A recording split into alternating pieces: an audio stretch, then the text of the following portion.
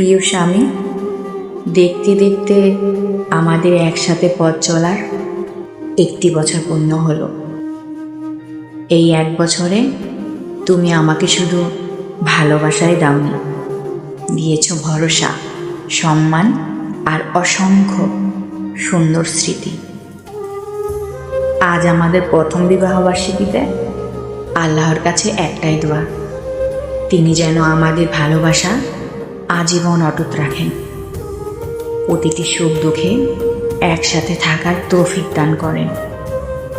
তুমি আমার জীবনের সবচেয়ে সুন্দর উপহার, তোমার হাতটা এভাবেই সারা জীবন ধরে রাখতে চাই।